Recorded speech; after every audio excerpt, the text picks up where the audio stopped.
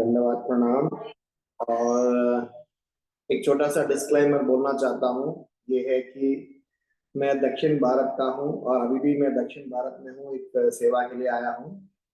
मेरा हिंदी ठीक ठीक ही है, तो आप लोग एकदम शुद्ध हिंदी बोलने वाले होंगे, लेकिन मेरा हिंदी में कुछ गलती निकला तो अब मतलब भावना समझ लेना, मेरे मिस्टेक को माफ कर लेना। आजानुलंबित भुजौ कनकावदातो संकीर्तनैकपितरो कमलायताक्षौ विश्वम्भरो द्विजभरो युगधर्मपालो वंदे जगत्प्रियकरो करुणावतारो। ओम अज्ञानतिमिरान्धस्य ज्ञानाञ्जनशलाकया चक्षुरुन्मिलितं येन तस्मै श्रीगुरवे नमः। नमो विष्णुपादाय कृष्णप्रेष्ठाय भूतले श्रीमते भक्तिवेदांत स्वामिनिधि नामिने। नमस्ते सरस्वती देवे गौरवाणी प्रचारिणे निर्विशेषा शून्यवादी पाश्चात्यादेशतारिणे। जय श्री कृष्णा चैतन्या प्रभु नित्यानंद श्री अद्वैत गदाधर श्रीवासदि गौरभक्त वृंद। हरे कृष्णा कृष्णा कृष्णा हरे हरे, हरे राम राम राम हरे हरे। आज के इस सत्संग में हम अद्वैताचार्य के बारे में श्रवण करने वाले हैं। सबसे पहली बात यह है कि हम बहुत ही खुशनसीब भाग्यशाली व्यक्ति खुद को मानना चाहिए, क्योंकि चैतन्य महाप्रभु के लीला में भाग लेने का, चैतन्य महाप्रभु के पार्षदों के गुणगान सुनने का और चैतन्य महाप्रभु को सेवा करने का अवसर हमें मिल रहा है। ऐसा बोला जाता है कि देवलोक से भी सारे देवतागण वो चाहते थे कि जब चैतन्य महाप्रभु जब लीला कर रहे थे तब वो चाहते थे कि वो भी वे यहाँ आवे और महाप्रभु की लीला में भाग ले सके। जब चैतन्य महाप्रभु निमाय पंडित की जन्म हुई तब जगन्नाथ मिश्रा जी, चैतन्य महाप्रभु के जो पिताजी जो थे, बहुत खुश थे और उनकी खुशी इतना थी कि वो लोगों के बहुत सारे तोहफा, बहुत सारे गिफ्ट्स, बहुत सारे दान देना चाहते थे। लेकिन जब देना चाहते थे, दे ही रहे थे, तब उन्होंने देखा कि नवद्वीप में कि बहुत सारे ऐसे भी लोग आए जिनको वो पहली बार देख रहे थे। मतलब वो जनरली गांव में लोग एक दूसरे को जानते थे रहे, लेकिन उस दिन जब महाप्रभु की जन्म हुई थी तो बहुत सारे लोग नया लोग देखने मिला। तो कृष्णदास कविराज गोस्वामी कहते हैं वो जो नया लोग कोई और नहीं है बल्कि सारे देवतागण पधारे हुए थे और चैतन्य महाप्रभु के दर्शन करके चैतन्य महाप्रभु के चरणों को स्पर्श करने के लिए आए। तो उस हिसाब से देखा जाए तो हम क्या पुण्य किया, क्या ही खुश नसीब पाए कि हमें चैतन्य महाप्रभु के लीला में भाग लेने का अवसर मिला। सिर्फ लीला की श्रवण ही नहीं बल्कि लीला में भाग लेने का अवसर मिल रहा है। उसके लिए हम स्पेशली श्रील प्रभुपाद जी को धन्यवाद देना चाहिए। अद्वैताचार्य और हमारे कृष्ण भक्ति के बीच बहुत सारे इम्पोर्टेंट विषय जुड़ा हुआ है कि आज हम कृष्ण भक्ति कर पा रहे हैं। उसके लिए 3-4 बहुत ज्यादा इंपॉर्टेंट लोग को हमें धन्यवाद देना चाहिए, स्टार्टिंग फ्रॉम नारद मुनि। क्या हुआ था, एक बार द्वारका में रुक्मिणी माता कृष्णा की स्वागत करने के लिए तैयारी कर रहे थे अपने घर पे। जब भी कृष्णा बाहर जाते थे, कहीं घूमने जाते थे, वो राजा थे ना, तो कहीं जाते थे, तो जब जब वापस आते थे उनके षोडशोपचार से स्वागत किया जाता था। तो रुक्मिणी माता सारा तैयारी करके वेट किए थे, कृष्णा आए, उनके सारे उपचार करते हुए कृष्णा का स्वागत किए, कृष्णा को बिठाए, षोडशोपचार किए। सब कुछ करने के बाद रुक्मिणी माता फूट फूट के रोने लगी, बहुत ज्यादा रोने लगी। कृष्णा को समझ में नहीं आ रहा है कि कैसे रेस्पॉन्ड करे। अब सोचिए कोई बाहर से आ रहा है और आप उस घर पे पहुंचते ही आप कोई रोने लगता है, घर वाले रोने लगते हैं, तो घबराहट जाता है। कृष्णा को समझ नहीं रहा कि ऐसा कुछ गलती हो गया क्या, मैं कुछ भूल गया क्या, लेट आया क्या। कृष्णा सोचने लगे तो बहुत ज्यादा रुक्मिणी माता रोने लगी। कृष्णा पूछ रहे थे, रुक्मिणी क्या हुआ, बता तो सही। वो बताने नहीं थी, रो रहे थे। तो कृष्णा धर्म संकट में आ गए, समझ नहीं रहा था कि कैसे इसको रेस्पॉन्ड करे। उस वक्त नारायण नारायण नारद मुनि की आवाज है। जब नारद मुनि घर पे जब आ रहे थे तो नेचुरली रुक्मिणी माता नारद मुनि के सामने तो रोने वाला नहीं है। She is a very cultured, अच्छे एक सेवक है भगवान की। तो जब नारद मुनि आए तो दोनों कृष्णा और रुक्मिणी दोनों खुश हो गए थे। रुक्मिणी माता अपने आंसू पहुंचा के नारद मुनि को स्वागत किया। जैसा कृष्णा को उपचार किया गया था वैसा ही उपचार नारद मुनि को भी रुक्मिणी और कृष्णा मिलके उपचार किए। नारद मुनि के पैर धोए, कृष्णा ने अपने अंगवस्त्र से नारद मुनि का पैर पहुंचाए, बहुत उपचार किया। देखा तो नारद मुनि भी उदास थे। कृष्णा को डबल वैमी, पहली तो रुक्मिणी माता जो रो रही थी, मुझे समझ नहीं रहा था, अभी मेरे घर पे आए हुए मेहमान भी उदास बैठे हैं, कुछ बोल नहीं रहे हैं, दुखी नजर आ रहे हैं। तो कृष्णा नारद मुनि से पूछ रहे, अरे बाबा तुमको क्या हो गया। मैंने सोचा कि भगवान ने मतलब कुछ तो हमें सहारा चाहिए, सपोर्ट चाहिए थे। रुक्मिणी रो रही थी, तुम आके उन्हें रोने बंद कर लिया, अभी तुम उदास हो। कृष्णा दोनों से पूछ रहे थे कि तुम दोनों क्या हो गया, तुम उदास क्यों हो। तब जाके रुक्मिणी माता ने कहा कि कृष्णा आप तो अभी आए हो, लेकिन आप वापस चले भी जाओगे और आपके विरह हमसे बर्दाश्त नहीं होता, आप हमसे दूर चले जाओगे। ये सोचते ही मुझे बहुत अपसेट फीलिंग हो रही, क्योंकि आप जहां भी जाते हो कुछ देर रहते हो, फिर आपके भक्तों को तड़पते तड़पते छोड़ के आप चले जाते हो। ये तो आपकी ट्रेडमार्क है। वृंदावन में भी ऐसा किया, मथुरा में भी ऐसा किया, हर जगह ऐसा किया। तो आप हमें भी ऐसा तड़पा तड़पा के छोड़ के आप निकल जाओगे। तो ये सोचते हुए मुझे रोने को आ रहा है।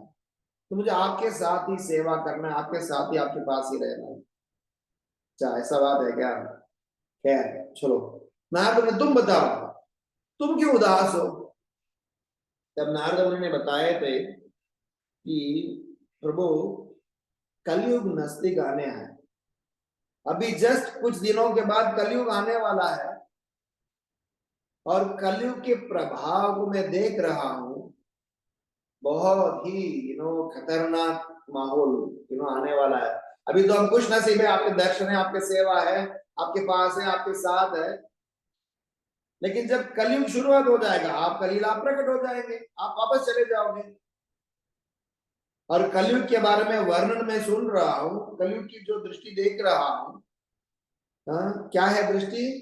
प्रायेण अल्प आयुष सभ्य कलावस्मिन युगे जना मंद सुमंद मतयो मंद भाग्या ही उपद्रतः।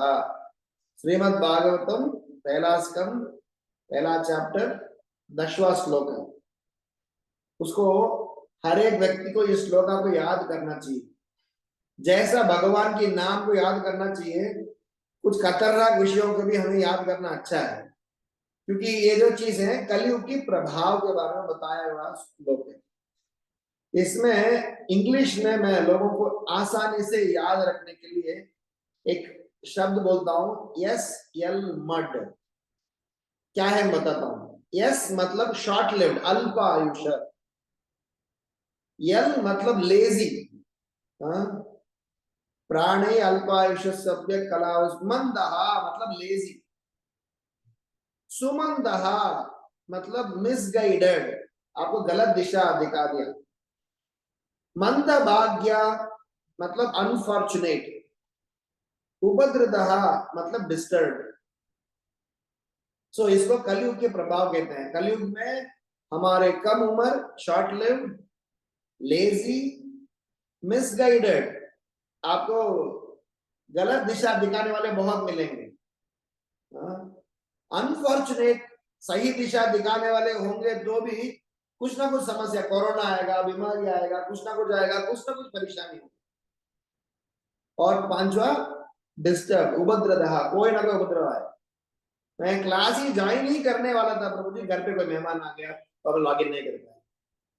कुछ ना कुछ बिन बुलाए मेहमान बोलो, या चाहे बीमारी बोलो, चाहे कुछ ना कुछ उपद्रव।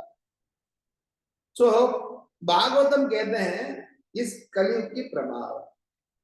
तो नारद मुनि को इसके आगे भी जानते हैं। 12 स्कंद श्रीमद् भागवतम में कलयुग की प्रभाव को लेके पूरे एक चैप्टर है। 12th कैंटो 2nd चैप्टर पूरा का पूरा द इविल इफेक्ट्स ऑफ कलयुग। तो नारद मुनि कहते हैं कि कलयुग वासियों के लिए क्या सहारा है प्रभु, हमारे लिए आप सहारा बने। अभी आने वाले कलयुग वासियों को कौन उद्धार करने वाला है, कौन मार्गदर्शन देने वाला है, कौन उसकी समस्या से बचाने वाला है, उनको क्या ही कुछ ऑप्शन तो चाहिए। ये देखिए नारद मुनि की चिंतन किस विषय को लेके। हमको अपना घर, अपना परिवार, अपना खाना पीना, रहना सहना, इसी में हमारा दिन निकल जाता है। नारद मुनि हमारे लिए 5000 साल पहले रो रहे हैं कलयुग वासियों के लिए क्या किया जाए। तब कृष्णा ने नारद मुनि और रुक्मणी माता दोनों को देख के बताया, तुम दोनों को समस्या में एक झटके में सॉल्व करता हूं। अभी मैं आने वाला कलयुग में मैं लीला करने के लिए जा रहा हूं पृथ्वी पे, और मैं अकेले नहीं जाने वाला हूं, तुम दोनों भी मेरे साथ मेरी लीला में भाग लेने वाले हो। मैं ये कहानी अद्वैताचार्य को लेकर मैं क्यों बता रहा हूं? अगर कोई व्यक्ति हमारे शुभ चिंतक रहे, हमारे बारे में 5000 साल पहले हमारे लिए निवेदन करते हुए, प्रार्थना करते हुए, मदद करने के लिए भगवान से अगर कोई निवेदन किए है, वो है नारद मुनि। तो नारद मुनि के प्रार्थना से भगवान तो संकल्प ले लिए कि आएंगे। कलयुग आ गया। कलयुग आके बहुत साल निकल भी चुका था, लेकिन भगवान ने अपने किए गए संकल्प को पूरा कर नहीं रहे थे। तब शांतिपुर में श्री अद्वैताचार्य का जन्म हुआ था। अद्वैताचार्य चैतन्य महाप्रभु आने का 52 साल पहले वो इस पृथ्वी में आ चुके थे। जब चैतन्य महाप्रभु नहीं आए तो हुआ क्या था? तभी मैं बोल रहा हूं कि 550 इयर्स बिफोर, 550 साल पहले लगभग, अगर अभी के माहौल अद्वैताचार्य देखे होते तो क्या किए होते हम कल्पना नहीं कर सकते हैं। लेकिन 500-550 साल पहले ही अद्वैताचार्य को लगा कि ये जिंदगी बहुत बेकार जा रही है, लोगों की किसी को कोई अत्ता पत्ता नहीं है, क्या करना क्या नहीं करना, क्या सही है क्या गलत है, बे मतलब की काम करने लगे। सो उनको बहुत चिंतित होने लगे। लोगों की कंडीशंस को देखते हुए, जो बिगड़े हुए विचारों को देखते हुए अद्वैताचार्य बहुत चिंतित होने लगे और उनको भगवान जो संकल्प लिए हैं वो याद था। उस संकल्प को भगवान को पूरा करने का समय आ गया, ये सोच के अद्वैताचार्य क्या किए, अपने शालिग्राम को रोज तुलसी और गंगा जल से प्रार्थना करने लगे। कैसे प्रार्थना करने लगे? 52 years एवरी डे अद्वैताचार्य की एक ही एजेंडा है। क्या है? अपने शालिग्राम के सामने मंत्र उच्चारण करते हुए, जपा करते हुए सिर्फ रोने का। 52 साल क्या किए? हे प्रभु, यहाँ के धर्म संकट का सिचुएशन आ गया, लोग अपने अपने अपने अपने विचारों में से उलझने लगे, तो यहाँ आप नहीं आओगे, मामला हाथ से जाने वाला है, मुझे बहुत चिंतित हो रहा है, प्लीज आप आइए, प्लीज आप आइए, प्लीज आप आइए, प्लीज आप आइए, प्लीज आप आइए। आप किसी को स्वागत करने के लिए, बुलाने के लिए कितना दिन इंतजार करोगे? कितना दिन रोगे? कितना दिन परिश्रम करोगे? एक दिन, 2 दिन, एक हफ्ता, 2 हफ्ता, उससे ज्यादा नहीं आता, छोड़, तो नहीं आ रहा, दूसरी जगह जाएंगे। लेकिन अपने अद्वैताचार्य क्या किए? 52 years यही एजेंडा किया। और थोड़ी देर में वहां रुकते हैं, थोड़ा फास्ट फॉरवर्ड में आते हैं 1950s को। अद्वैताचार्य का जो घर है, जो कलकत्ता से मायापुर के बीच शांतिपुर करके एक जगह है, वो अद्वैताचार्य का जन्म शांतिपुर में हुआ। तो 1940s 1950s में एक गृहस्थ कुर्ता पायजामा पहनते हुए हर शनिवार रविवार शांतिपुर में आते थे, अद्वैताचार्य के समाधि के सामने बैठ के दिन भर जपा करते थे। और जपा करते समय वो क्या करते थे? रोते थे। किसी से बात नहीं करते थे, रोते थे, चले जाते थे। अगला शनिवार रविवार आते थे, रोते थे, चले जाते थे। ऐसा रेगुलरली होते गया। फिर अचानक वो गृहस्थ आना बंद कर दिया, वो प्रभु जी आना बंद कर दिया। फिर अचानक एक दिन 1965 में अचानक एक दिन एक सन्यासी आया शांतिपुर में। उसी जगह पर जहां वो गृहस्थ आते थे, उस जगह पर एक सन्यासी आए। वो गृहस्था की तरह उसी जगह पर बैठे थे, जपा करने लगे और रोने लगे। ये जो शांतिपुर के जो मंदिर के पुजारी है, उनको काफी दिन से विचार था कि ये कौन होंगे, आ रहे, रो रहे, जपा कर रहे, जा रहे हैं। तो इस बार उनको रहा नहीं गया, तो उनसे जाके पूछे कि महाराज आप कौन हो? आप काफी दिन से मैं देखा हूं, आप आए हैं, आते हैं, रोते हैं, निकल जाते हैं, शायद आपका कुछ समस्या है क्या, कुछ प्रॉब्लम है क्या, क्या है, आप हमसे शेयर कर सकते हो क्या? वो बोले मेरा नाम अभय चरणारविंद भक्ति वेदांत स्वामी।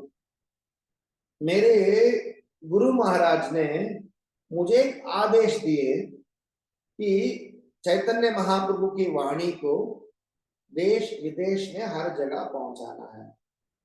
लेकिन मेरा खुद की लायक में, मेरा खुद की योग्यता में अगर विचार करूं तो मेरे पास इतना योग्यता नहीं है। मेरी उम्र भी हो गया है, मेरे पास पैसा भी नहीं है। मैं ऐसे इम्पॉसिबल टास्क करने जा रहा हूं, इसलिए मैं अद्वैताचार्य से प्रार्थना करने के लिए आया हूं।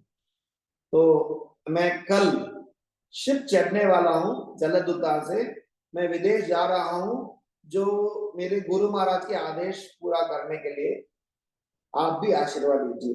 ये शांतिपुर की पुजारी ने खुद, हमारे प्रभुपाद के एक शिष्य है जिनका नाम है मूल प्रकृति माता जी, तो उनको, उन्होंने खुद ये बात शेयर की। मूल प्रकृति माता जी जैसे अपने सत्स्वरूप महाराज इस्कॉन की प्रभुपाद लीला को श्रीला प्रभुपाद लीलामृता के रूप में कंपाइल किए हैं, मूल प्रकृति माता जी ने किताब कंपाइल किए हैं।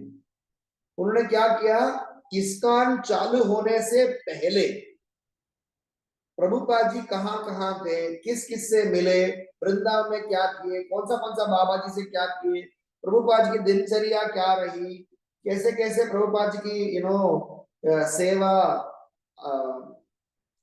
प्रकट होने लगे, ये सब चीज को हर एक व्यक्ति के पास जा जाके इंटरव्यू लेके उसको एक पुस्तक रूप में कंपाइल किए। तो उस पुस्तक से ये कहानी लिखा गया। मैंने एक बार वृंदावन गया था गौर पूर्णिमा के दिन। अगर आप वृंदावन में गौर पूर्णिमा के दिन जाओगे, सड़क उतरने के लायक नहीं है, पूरे सर जगह होली के माहौल रहता है।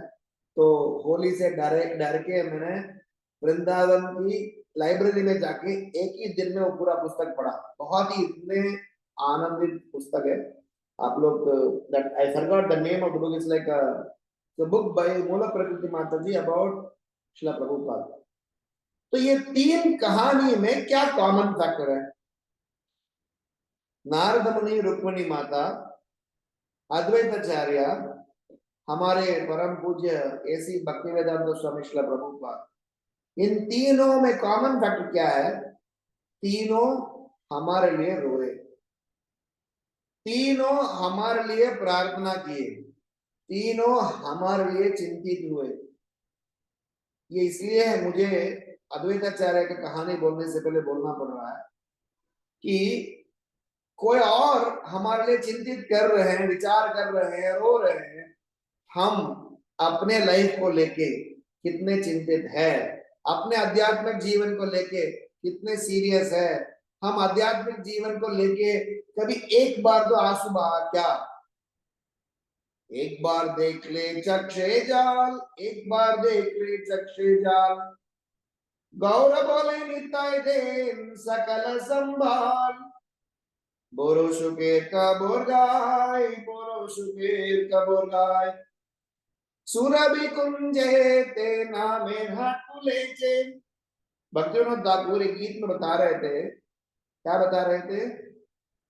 सुरभि कुंज में नाम हटा चालू हो गया है, नित्यानंद प्रभु दुकान खोल के बैठे हैं, आप लोग आइए आइए आइए, नाम हटा में जाके हरि नाम लेके जाइए। उस गीत में क्या बता रहे थे? आप अकेले मत आइए, 4-5 लोगों को साथ में लेके आइए, आपको कमीशन मिलने वाला है। अगर आपको कोई कह दिया कि इस काम में आपको क्या मिलता है, आप सीना टोके बता सकते हो, हमें इस काम में कमीशन मिलता है, बेझिझक बोलना है। लेकिन कमीशन देने वाला कौन है? कोदानिताय कोदानिताय। नित्यानंद प्रभु कमीशन दे रहे हैं। क्या बता रहे थे? दस्तूरिलो इबोमी पूर्ण बेकाम। अगर आप नित्यानंद प्रभु के चरणों में, चैतन्य महाप्रभु के चरणों में, पंचतत्व के चरणों में अगर आप सेवादारी को लेके आओगे, उनको तो फायदा होगा ही, आपको क्या फायदा होगा? नित्यानंद प्रभु बराबर हिसाब करके आपको कमीशन देंगे। और एक और चीज उस गीत में भक्तिनाथ ठाकुर बता रहे थे, उस नित्यानंद प्रभु अगर आप सेवा करते हुए आपके आंख से आंसू देखे, एक बार देख ले चक्षे जाल, एक बार देख ले चक्षे जाल, अगर एक बार आपके आंख से आंसू आते हैं, हम तो 100 बार रोते हैं, आंसू कैसे आना चाहिए? गौरंगा शब्द बोलने से आंसू आना चाहिए। हमारा दुखी होके हम रोते हैं, पर परेशान होके रोते हैं, बीमार होके रोते हैं, गौरंगा ये शब्द सुन के रोना है। क्यों रोना है? क्योंकि बिना लायक व्यक्ति को भी गौरंगा महाप्रभु लायक बना रहे हैं। हमें कोई लायक नहीं है हमें कृष्ण भक्ति की, कृष्ण प्रेम की पाने के लिए कोई लायक नहीं है, मुझे तो नहीं है, फिर भी हमें सेवा मिल रहा है, तो गौरंग महाप्रभु कितने दयालु होंगे ये सोच के आंसू आना चाहिए। तो मेरा सबसे पहला अद्वैताचार्य को लेकर जब जब मैं अद्वैताचार्य का लीला स्मरण करता हूँ, मुझे ये लीला याद आ जाता है, मुझे बोलने को बिल्कुल अच्छा इसलिए लगता है कि अद्वैताचार्य हमारे लिए रोए, 52 साल प्रार्थना किए, हमारे लिए संकल्प लिए, हमारे लिए क्या ही नहीं किए। तो इसलिए हम Narad Muni, Advaitacharya, his divine grace AC Bhaktivedanta Swami Srila Prabhupada, तीनों को आभार व्यक्त जीवन भर प्रकट करते रहना चाहिए। तो इसलिए अद्वैताचार्य हमारे आध्यात्मिक जीवन में चैतन्य महाप्रभु के गौड़ीय वैष्णव बनने में अद्वैताचार्य का हाथ बहुत ज्यादा है, इसलिए अद्वैताचार्य का हमारा बिल्कुल आभार है। अब हम वापस जाएंगे 550 साल पहले। क्या हुआ, अद्वैताचार्य रोज प्रार्थना कर रहे थे, आज आएंगे कृष्णा, कल आएंगे कृष्णा, परसों आएंगे, आज निभाएंगे, कल निभाएंगे, वो तड़पते जा रहे थे। तो उस समय कुछ कुछ जगह भारत भूमि में एक ऐसा जगह माना जाता है कि जहां लोग वेदांत पढ़ने के लिए आते हैं। रामेश्वरम, श्रीरंगम, रामेश्वरम में श्रीरंगम, वृंदावन धाम, जगन्नाथपुरी धाम, बनारस और नवद्वीप धाम। तो नवद्वीप धाम भी ऐसे जगह थे, लोग अनेक जगह पर जैसे नवद्वीप धाम में आके पढ़ाई करते थे। तो अद्वैताचार्य का नवद्वीप धाम में भी घर था। जैसा अद्वैताचार्य का घर शांतिपुर में है, वैसा अद्वैताचार्य का घर नवद्वीप धाम में भी है। सची माता गर्भवती थी, 9 महीना के हो गई।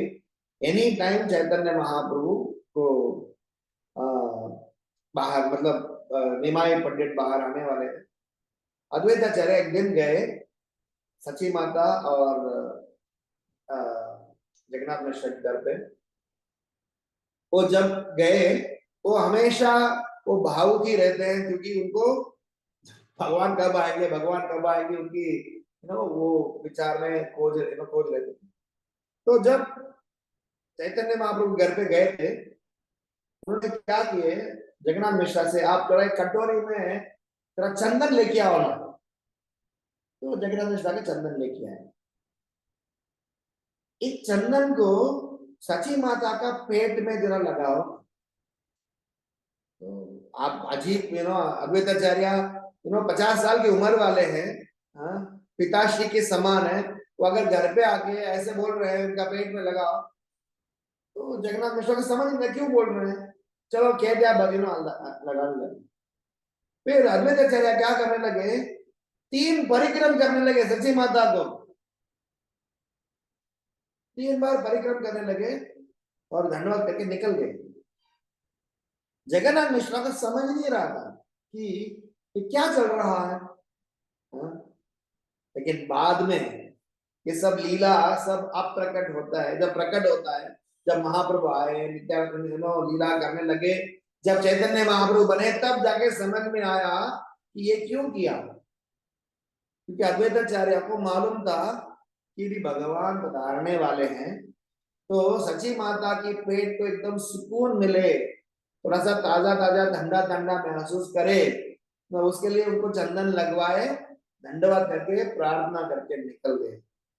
तो मतलब हमारे लिए, हम तक चैतन्य महाप्रभु के कृपा पहुंचने का जो एंथुसियाज्म, जो एक्साइटमेंट, जो हैप्पीनेस जो रहे, वो अद्वैताचार्य की रहे।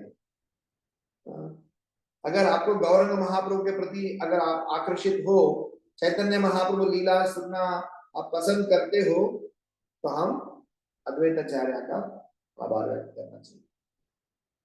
फिर आए निमाय पंडित।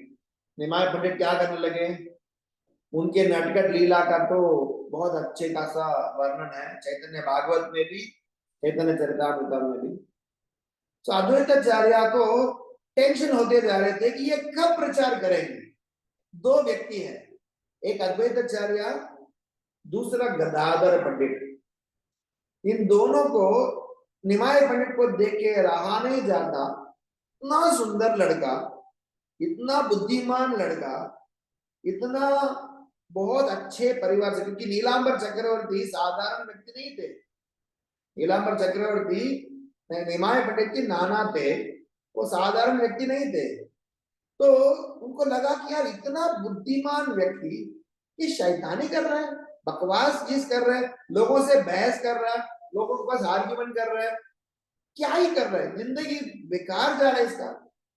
तो क्या होता था, गदाधर पंडित, अद्वैताचार्य और कुछ भक्तगण रोज बैठ के भागवतम पढ़ते थे और साथ साथ निमाय पंडित के बारे में बात करते थे। कब होगा ये निमाय पंडित, कब सुधरेगा, इस व्यक्ति के पास सब कुछ है। अगर इतना बुद्धिमान व्यक्ति अगर कृष्ण भक्त निकला, कृष्ण भक्त बन जाए तो कितना फायदा होगा। तो भगवान ने क्या किया कि इनके हृदय में प्रेम बढ़ाया। हाँ, मतलब उनके सामने रहते हुए भी लीला प्रकट नहीं किए।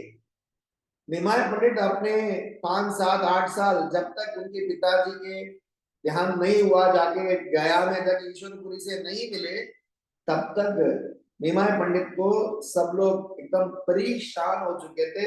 इस मोहल्ले में इस गली से निमाय पंडित आते थे, सब लोग दूसरे गली से भागते थे, क्योंकि निमाय पंडित लोगों को बुला बुला के सताते थे, बुला बुला के छेड़ते थे, बुला बुला के उनको एम्बेरास करते थे।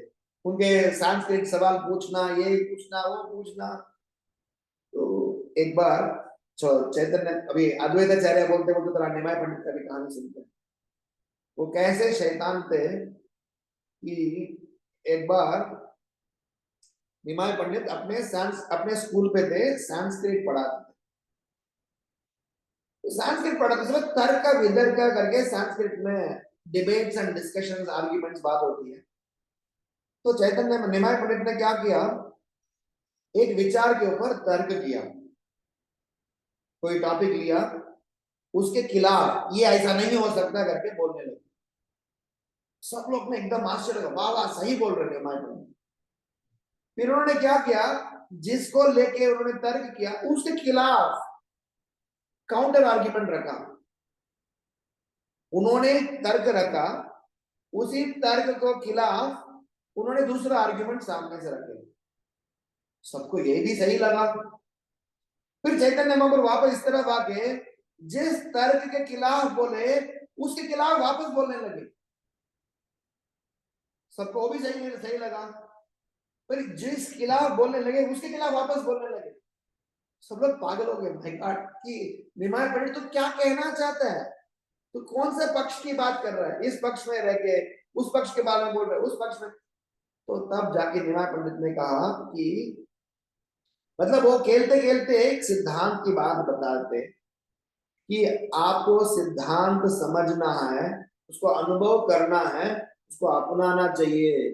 सिर्फ तर्क वितर्क से बात नहीं बनेगी, सिर्फ भागवतम रटने से, श्लोक रटने से बात नहीं बनेगी। बात तब बनेंगे जब हम लाइफ में अपनाना चाहेंगे।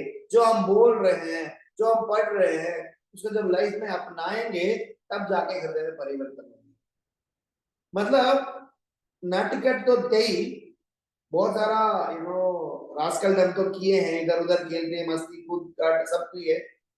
पर जिस दिन ईश्वरपुरी से मिले, जिस दिन हरि नाम प्रचार करने लगे, तब सबसे पहला व्यक्ति जो बहुत ज्यादा खुश हुए हैं वो है अद्वैताचार्य।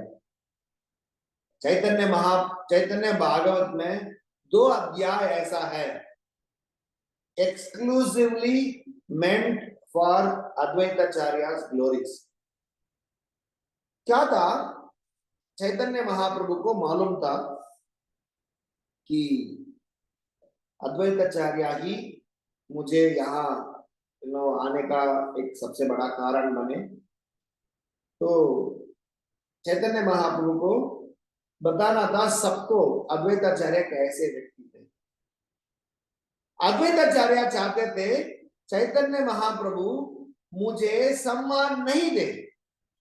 अब इन दोनों की प्रेम देखिएगा कि अद्वैताचार्य इतने नम्रतालु भक्त थे, इतने नम्रतालु भक्त थे कि कभी भी वो सम्मान नहीं चाहते थे। लेकिन अद्वैताचार्य उम्र से देखा जाए, जब निमाय पंडित जब भक्त बनने कृष्ण चैतन्य दीक्षित हो गया ईश्वरपुरी से, उस वक्त अद्वैताचार्य की उम्र क्या थी? 72। जब अद्वैताचार्य की 52 साल में निमाय पंडित की जन्म हुआ, 17-18 साल तो ऐसे ही टाइम पास में निकल गया। जब संस्कृत टीचिंग छोड़ के उनके पिताजी के बाद जवाबदारी लेके ईश्वरपुरी से दीक्षा लेके जब निमाय पंडित कृष्ण चैतन्य बने, तब अद्वैताचार्य 72 ईयर्स।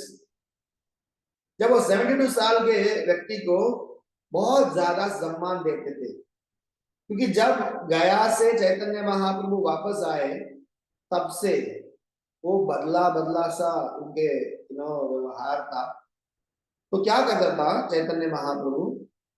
रोज रात को श्रीवास ठाकुर के घर पर, आज भी आप मायापुर जाओगे, इस्कॉन मंदिर से पहले आप कृष्णनगर से इस्कॉन जाते समय उस जो रोड कहते हैं भक्ति सिद्धांत सरस्वती मार्ग, उस रोड में श्रीवास अंगन करके एक जगह है। श्रीवास अंगन जो है, जहां चैतन्य महाप्रभु इस संकीर्तन आंदोलन की शुरुआत उसी जगह से किए। इस प्रकट लीला में, इस कलयुगा में अगर चैतन्य महाप्रभु ने इस संकीर्तन की आंदोलन अगर किसी जगह से शुरू किया हो, वो है श्रीवास अंगन, श्रीवास ठाकुर के घर थे। श्रीवास ठाकुर कौन थे? हमारे नारद मुनि, जिन्होंने हमारे लिए रोए, प्रार्थना किए हैं। सो किया गया वादा को निभाने के लिए नारद मुनि के घर पे, जो श्रीवास ठाकुर के घर पे रोज रात को चैतन्य महाप्रभु खूब नाचते हुए कीर्तन करते थे। अब तक नित्यानंद प्रभु नहीं आए। तो कौन कौन रहते थे? अद्वैताचार्य, गदाधर पंडित, मुकुंदा, श्रीवास ठाकुर, चैतन्य महाप्रभु इत्यादि लोग रोज रात को खूब कीर्तन करते थे। तो उस कीर्तन लीला में इतने सारे लीला हुई, उनमें से एक लीला था अद्वैताचार्य को सिंहासन में बिठा के अद्वैताचार्य को पूजते हुए, ग्लोरीफाई करते हुए, सेवा करते हुए चैतन्य महाप्रभु उनके आभार व्यक्त प्रकट किया करते थे। और बहुत सारे इंपॉर्टेंट सेवा अद्वैताचार्य को चैतन्य महाप्रभु ने सौंपाया। उनमें से एक सेवा था नित्यानंद प्रभु को खोज लाना। हुआ क्या था? नित्यानंद प्रभु चैतन्य महाप्रभु के जन्म के आसपास समय में एक चक्र में जन्म ले चुके थे। वो अपने भाई को खोजते, वो एक साधु के साथ पंढरपुर गए, यहाँ वहां सब जगह गए, फाइनली आए मायापुर में चैतन्य महाप्रभु को खोजते हुए। और वो आए हैं नंदनाचार्य भवन में बैठे थे, और चैतन्य महाप्रभु सारे अपने पार्षदों को बता चुके थे कि आप एक साधु आया हुआ है मायापुर में, उनको जाके खोज निकालिएगा। तो वो सेवा सबसे पहले अद्वैताचार्य को सौंपा है।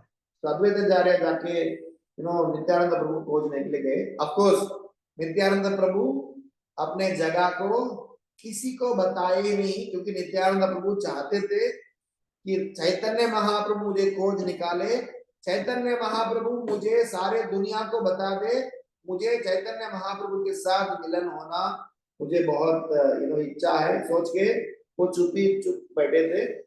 फिर चैतन्य महाप्रभु जाके नित्यानंद प्रभु को खोज निकाले। लेकिन अद्वैताचार्य, नित्यानंद प्रभु और चैतन्य महाप्रभु, इन तीनों के बीच इतना अच्छा लीला, इतना सुंदर प्रेम संबंध रहा है कि संकीर्तन आंदोलन जब से शुरू हुई, चाहे वो श्रीवास अंगन के अंदर क्यों ना हो या चांदगासी के महल में जाने का आंदोलन क्यों ना हो, चाहे वो जिस तरह का भी प्रचार हो, उसमें अद्वैताचार्य शामिल थे।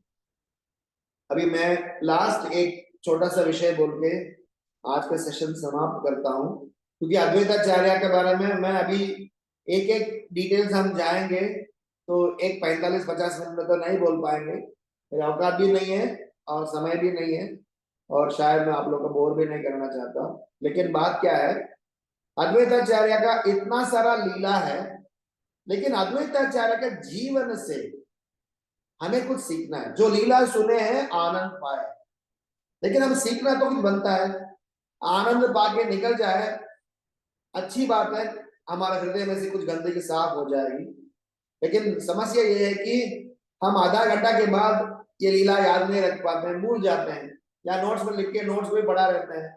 तो हमें लेकिन लाइफ में जब भी प्रवचन सुनते हैं, हमारे लाइफ में बदलाव लाने के लिए कुछ तो सीखना बनता है।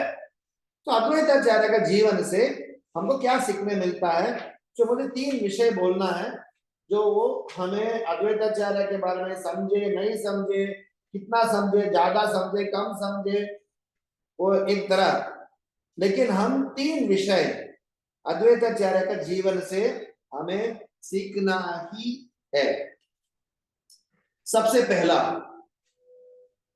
हमारा आध्यात्मिक जीवन में धैर्य बहुत ज्यादा जरूरत है। रक्षिष्यदि विश्वासो, शरणागति के 6 प्रिंसिपल में से एक प्रिंसिपल क्या है, भगवान मुझे रक्षा करेंगे। लेकिन 2024 जेन जी, जेन अल्फा, जेन बीटा, मिलेनियल, हमारे दिमाग में क्या घुसता है, मैं आज प्रार्थना किया, अगर भगवान सही होते, जिंदा है, मेरे प्रार्थना सुन के अभी उनको जवाब देना चाहिए। लेकिन ऐसा नहीं चलता, ऐसा नहीं चलता। सबरी, थोड़ा रामायण में जाता है, सबरी क्या किया, सबरी अपने घर को रोज सजाते थे, रोज सजाते थे। रोज सबरी अपने घर पे इतने सारे आइटम बनाते थे, क्या सोच के बनाते थे, मेरे स्वामी श्री रामचंद्र प्रभु आ जाएंगे। चलो ये तो हो गया, लेकिन सबरी अपने सिर्फ घर साफ नहीं रखते थे, सारे मोहल्ला जाके साफ करते थे। जिस स्ट्रीट में भगवान आने वाले थे, स्ट्रीट को साफ रखते थे। ये रोज सबरी का काम था। 1 दिन नहीं, 2 दिन नहीं, 3 दिन नहीं, 1 महीना नहीं, 2 महीना नहीं, बल्कि कई साल ये सबरी का भावना थी। रामचंद्र प्रभु आए कई साल के बाद, लेकिन रोज आनंद पाती थी कि कृष्णा, मतलब मेरे प्रभु रामचंद्र प्रभु के सेवा में रामचंद्र प्रभु आने वाला है, इस भावना से खुद को सजाना, घर सजाना, मोहल्ला सजाना, अलग अलग प्रिपरेशन बनाना। इसका मतलब क्या है, हमारे आध्यात्मिक जीवन में हमारे कोशिश जारी रखना और भगवान के आने का धैर्य रखना। भगवान आएंगे अपने हिसाब से, ऐसा नहीं बोलना कि है आप भगवान आने से आधा घंटा पहले बता दो, हम साफ साफ सफाई करके रेडी हो जाएंगे, ऐसा नहीं हो। आप जितना परिश्रम करोगे, जितना मेहनत करोगे, जितना श्रद्धा दिखाओगे, जितना उत्सुक रहोगे, जितना साथ साथ धैर्य दिखाओगे, तो अद्वैताचार्य के जीवन से और सबरी के जीवन से और हमारे प्रभुपाद जी के जीवन से, 1922 प्रभुपाद जी भक्ति सिद्धांत सरस्वती महाराज से मिले, 1966 तक प्रभुपाद जी के हृदय में क्या क्या विचार हुआ होगा। हम अभी पीछे जा रहे हैं, क्योंकि आप प्रभुपाद जी के जीवन चरित्र होने के बाद उनके चरित्र पढ़ रहे हैं। लेकिन आप एक मिनट कल्पना करके देखिएगा, प्रभुपाद जी के साथ आप 1922 में उनके साथ रहे। आप ये सोच सकते थे क्या कि 44 साल के बाद प्रभुपाद जी अंतरराष्ट्रीय कृष्ण भावना निर्माण करेंगे? लेकिन उन्होंने निर्माण किया है। उसकी एक बहुत सुंदर कहानी है, मेरे पास समय शायद कम है, लेकिन मैं बिल्कुल चाहता हूँ कहानी आप लोग सुने। भले अगले मुझे, क्योंकि नेक्स्ट क्लास मुझे नेक्स्ट 12-13 मिनट्स में चालू करना है, लेकिन मुझे स्टोरी आप लोग को जरूर बोलना है। ये कहानी हुई थी 1945-50s में। उस वक्त प्रभुपाद जी कलकत्ता में सीता कांता बैनर्जी लेन करके एक जगह है कलकत्ता में, उस जगह पर प्रभुपाद जी के घर थे। तब प्रभुपाद जी अपने फार्मास्यूटिकल बिजनेस करते थे, दवाई बनाने का बिजनेस करते थे। उस समय ऑलरेडी गौड़िया मठ में बहुत सारा अन्न बन, थोड़ा सा पॉलिटिकल, थोड़ा सा झगड़ाबाजी सब होने लगा, तो लोग थोड़ा सा दुखी तो थे। प्रभुपाद जी के एक मित्र थे, उनका नाम है दोल गोविंद शास्त्री। वो एक संस्कृत स्कॉलर थे। तो वो क्या करते थे, वो प्रभुपाद जी को अभय बाबू के नाम पे बुलाते थे। तो अभय बाबू के घर पे रोज शाम को संस्कृत पढ़ाने के लिए आते थे बच्चों को। तो अभय बाबू एक दिन ऑफिस से अपने बिजनेस से घर आए, शास्त्री जी ट्यूशन फिनिश करके अपने घर जा रहे थे। प्रभुपाद जी घर फर्स्ट फ्लोर में चढ़ना पड़ता है, लिफ्ट सीढ़ी से। तो प्रभुपाद सीढ़ी चढ़ के ऊपर जा रहे थे, शास्त्री जी ऊपर से नीचे उतर रहे थे। शास्त्री जी थोड़ा सा चिंतित थे। तो अभय बाबू ने पूछा, मतलब प्रभुपाद जी ने पूछे, शास्त्री जी आप थोड़ा सा खोया खोया सा लग रहा है, क्या है, क्या हुआ? नहीं नहीं अभय बाबू, मैंने भक्तिविनोद ठाकुर की किताब पढ़ा। मैंने उस किताब में लिखा है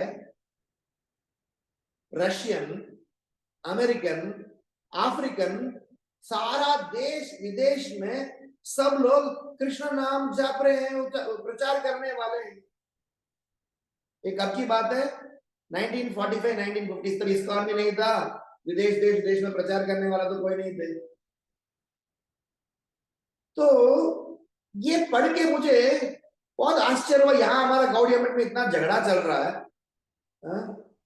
ये जो भक्तिविनोद ठाकुर ने जो लिखा है, ये संभव है क्या? सो अभय बाबू दोल गोविंद शास्त्री को ऐसा एकदम दूर से देख रहे थे। शास्त्री जी, आपने आचार्यों की वाणी के ऊपर शक कर रहे हो क्या? आपको भक्तिविनोद ठाकुर के स्टेटमेंट में डाउट है क्या? नहीं तो हरे कृष्ण।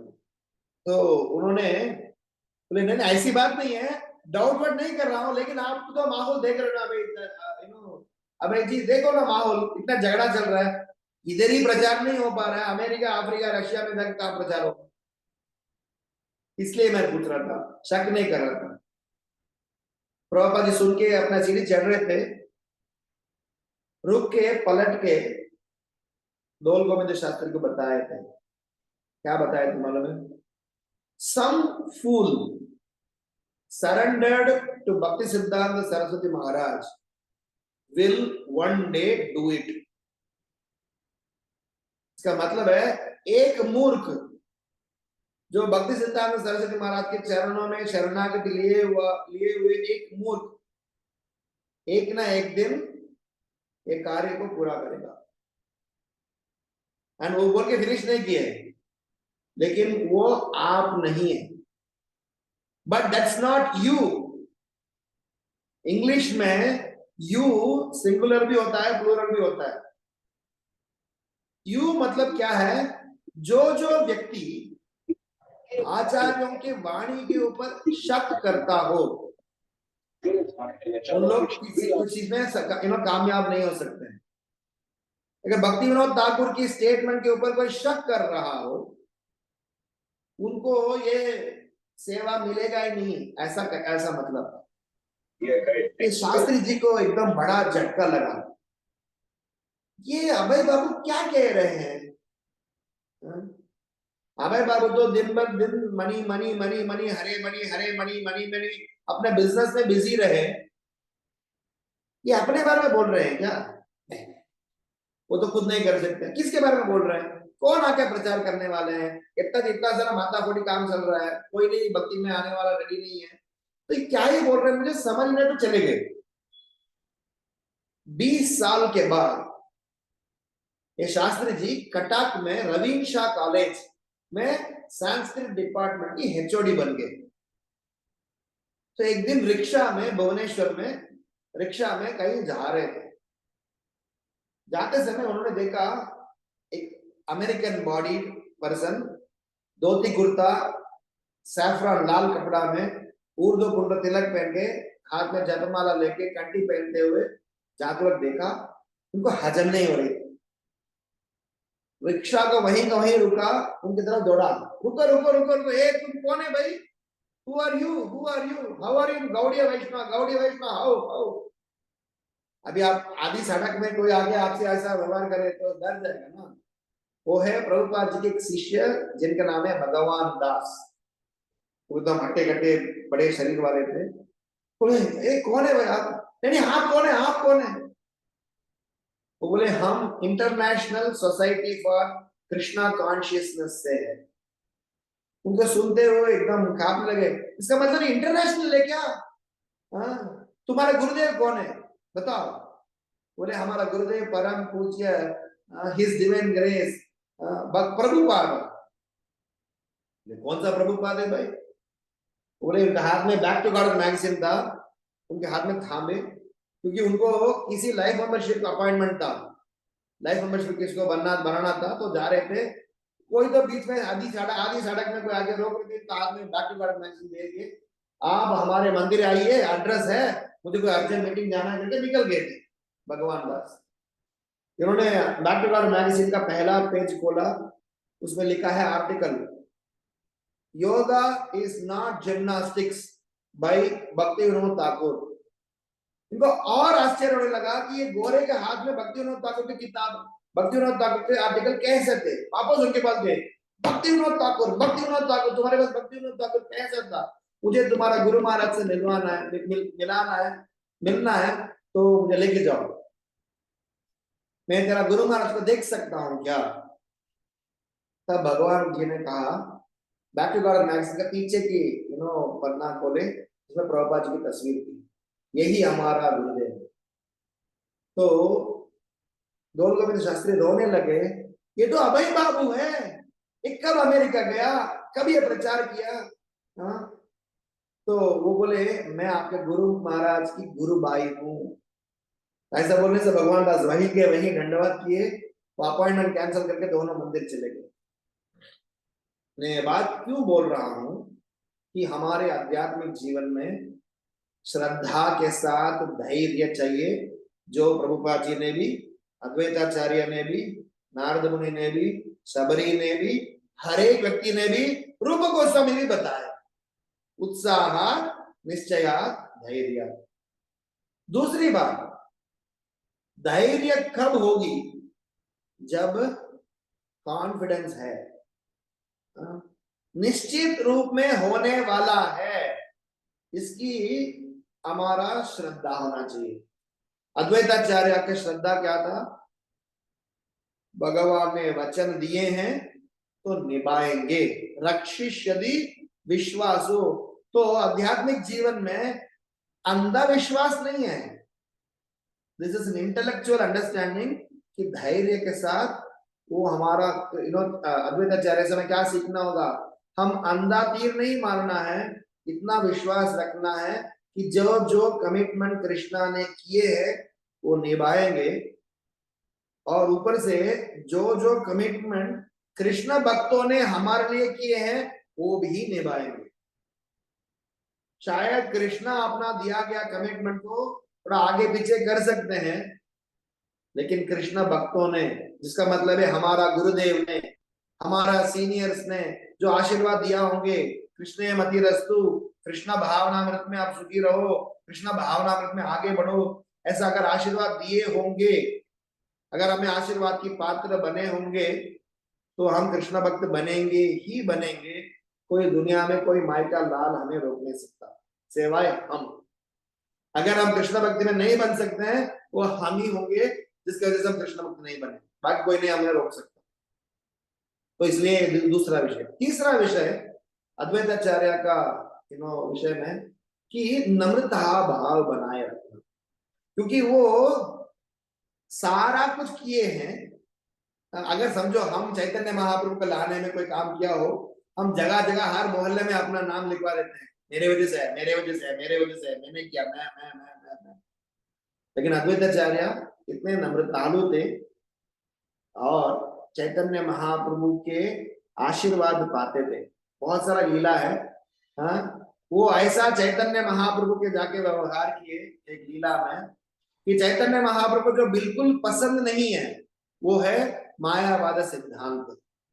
तो एक बार चैतन्य महाप्रभु का अपने घर पे बुला के चैतन्य महाप्रभु के आशीर्वाद पाने के लिए, चैतन्य महाप्रभु के लात खाने के लिए उन्होंने क्या किए, चैतन्य महाप्रभु के पास जाके मायावाद सिद्धांत बोलने लगे। Chaitanya Mahaprabhu 1 minute, 2 minute, 5 minute, 10 मिनत, 15 मिनट बर्दाश्त करते करते करते करते उनको मायावाद बर्दाश्त नहीं होते हुए एक लात मारा अद्वैताचार्य को। अद्वैताचार्य इतना खुशी से हंस रहे थे कि किसी चीज का इंतजार भी है प्रभु, तुम हमेशा मुझे सम्मान देते हो जो मुझे बहुत घुटन महसूस करा देता है, आपके आशीर्वाद चाहिए, आपकी कृपा चाहिए, और इसी के लिए मैंने ऐसा किया। मुझे इतना हंसे, बहुत आनंदित लीला है। तो इसलिए हम ये 3 विषय, धैर्य, पूर्ण रूप से श्रद्धा के साथ विश्वास और नम्रता भाव, ये तीनों जिस व्यक्ति के पास है और वो अगर हमारे गौड़ीय वैष्णव आचार्यों की वाणी को फुलफिल करने उतरे तो 100% उस मुकाम पहुंचेंगे। तो अद्वैताचार्य के बारे में हम जितना भी बोले उतना कम है। मैं यही मेरा ऑफरिंग्स को मैं समाप्त कर लेता हूँ। बहुत बहुत धन्यवाद निष्ठा भक्ति माता जी, मुझे लायक समझ के सेवा में आपने एंगेज किया है। और कुछ अगर मेरे बोलने में, मेरे हिंदी में कुछ गलती हुआ होगा तो क्षमा कर लीजिएगा। मेरे पास प्रश्न के लिए समय नहीं है, फिर भी पूछता हूँ, किसी का कुछ 1 मिनट के लिए कुछ पूछना हो, प्रश्न हो तो बता दीजिएगा। ऑलरेडी दूसरा कॉल आ रहा है, बट फिर भी मुझे आधा अधूरा से नहीं जाना। So if there are any questions, comments, I'll be happy to respond. हरे कृष्णा। श्रील प्रभुपाद की जय, श्री श्री गौरनिताय की जय, अद्वैताचार्य की जय, समवेत गौर भक्तवृंद की जय। थैंक यू सो मच प्रभु जी, बहुत सुंदर class and deep realisations. We really value your association और बहुत कुछ सीखने को मिला, और कहीं पर भी लगा नहीं कि आपको हिंदी में प्रॉब्लम है, क्योंकि बिल्कुल क्लियर था, you were never short of words and the katha was flowing like nectar and so much beautiful lessons. और अभी हम एक क्वेश्चन अगर आप कहते हैं तो ले लेते हैं। I know you have back to back class, तो 2-4 हाथ ऊपर उठाए तो मालूम है। ठीक है, बोलिए। Okay, Vandana Mata ji, fast question. Hare Krishna Prabhu ji, thank you so much.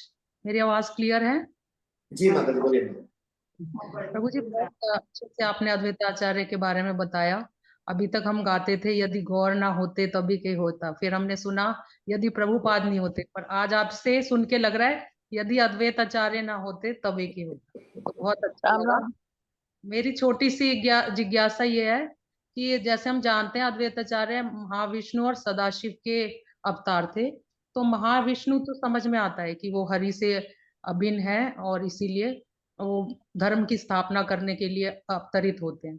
पर सदाशिव का जो भाव लेके वो आए, इसके पीछे अगर थोड़ा सा आप बता सकें कि क्यों वो सदाशिव का भाव लेके आए, जैसे गौरांग भाव। क्योंकि वैष्णवानाम यथा शंभु, कि सबसे वैष्णव में से श्रेष्ठ है शिव जी।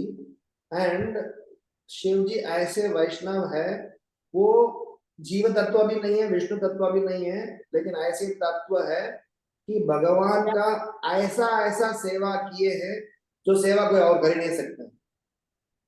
ऐसा दुनिया में कुछ ही व्यक्ति ऐसा है, जैसा नारद मुनि, ऐसे ऐसे लोग को जाके प्रचार करते हैं।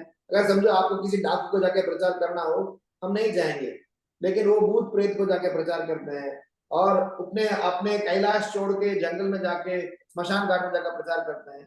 बात ऐसा है कि उनके भावना में दया है, उनके भावना में नम्रता है, उनके भावना में बिल्कुल सेवा भाव है। तो इसके सिद्धांत रहस्य बहुत है, लेकिन इतना मैं सिंपल में बोल सकता हूँ कि सदाशिव इसलिए है कि वो एक वैष्णव है और वैष्णव की नम्रता भाव बरकरार रखे चैतन्य महाप्रभु को सेवा करना चाहते थे। इतना हम काफी है, but there are many more technical reasons, but I guess we'll take it for some other time. जी Okay. Prabhu, thank you so Hare much. Krishna. Hare Krishna. Prabhu ji आप जल्दी में हैं, वी नो दैट, पर मेरा बहुत मन था कि आप जैसे चैतन्य भागवत में हमेशा एक वैष्णव भजन सुनाते हैं, तो कोई बात नहीं, मैंने उसको बहुत कंट्रोल कर रहा था कि मैं 40 मिनट में फिनिश करूं, 45 में फिनिश करूं, 50 में फिनिश करूं। मैं घड़ी देख रहा था, मैं फिनिश कर ही नहीं पा रहा था। मुझे ये भी बोल दूं, अरे ये भी बोलना चाहिए, ये भी बोलना चाहिए, ऐसा मन करते करते मैं निकल गया। अभी श्याम रसिका माता मुझे डांटेंगे, प्लीज यस मुझे माफ यस कीजिएगा। प्रभु मैं जी, अगली बार जब मौका मिलेगा, आप लोग बुलाना चाहोगे, सेवा है तो हम अगली बार इसके इसके लिए प्रभु जी एक शुद्ध रिक्वेस्ट है समय वापस हमारी। देंगे आपको। यस प्रभु जी, इसके लिए एक रिक्वेस्ट है कि आपके बिजी स्केड्यूल में से आप हर महीने एक एक घंटा हमारे लिए रख लीजिए बस। मेरा सौभाग्य है, मदद कर लूंगा। हरे कृष्ण। जय जय, thank you so thank much you. Prabhu Hare ji. Krishna. Hare please Krishna. Accept our Vaishnava pranams. वांछा All glories to you. कल्पतरुभ्यश्च Thank you. कृपा सिंधुएव च पतितानां पावनेभ्यो वैष्णवेभ्यो नमो नमः। अनंत कोटि वैष्णव वृंद की जय, शिला प्रभुपाद की जय। सभी डिवोटीज प्रभु जी को थैंक यू हरे कृष्णा कर सकते हैं। थैंक यू हाँ प्रभु जी, जी। हरे Hare कृष्णा प्रभु Krishna. जी, Thanks दंडवत a lot. प्रणाम, thank you so much, Hare thank you Krishna. Very Hare much, बहुत Krishna. बहुत सुंदर क्लास रही। हरे Hare Krishna, dandavat Hare Krishna Hare Prabhu ji, Krishna thank Prabhuji, you so Dandavad much. Pranam. Hare Prabhu Krishna ji, Mataji. Thank you Mata ji. Thank Hare you. Krishna Prabhu ji, dandavat pranam. Shri Ram Girdhari हरे प्रभु जी कृष्णा प्रभु की जी, जय। दंडवत प्रणाम। जय। सभी डिवोटीज को अद्वैताचार्य पेरेंट्स की बहुत बहुत बधाई। और अभी हमारी रामायण क्लास रहेगी कल, और आप सबको याद होगा कि सीता विवाह कल्याणम है, और सीता विवाह है कल, स्पेशल क्लास है। तो आप लोग सब सज धज के अच्छे से पार्टिसिपेट करने के लिए, कि जैसे हम सच में ही राम सीता की इतना सौभाग्य मिला कि उनके विवाह को हम विटनेस कर पाए। तो आप सबसे रिक्वेस्ट है, जैसे प्रभु जी ने कहा था कि हम रोज पार्टी में जाने के लिए तैयार होते हैं, कहीं बाहर जाने के लिए तैयार होते हैं, मंदिर में जाने के लिए तैयार होते हैं, तो अब भगवान की शादी में पार्टिसिपेट करने के लिए भी तैयार होना चाहिए। तो प्लीज जितना हो सके आप लोग, प्लीज सब लोग अच्छे से तैयार होके प्रिपरेशन करके, और भगवान के लिए हो सके तो कोई जरूर गिफ्ट लेके आना, कि हमें लगे कि सच में ही हम उनकी शादी में पार्टिसिपेट हो रहे हैं। ठीक है, थैंक यू सो मच, आप सबका बहुत बहुत आभार। और जो भी प्रभु जी ने 3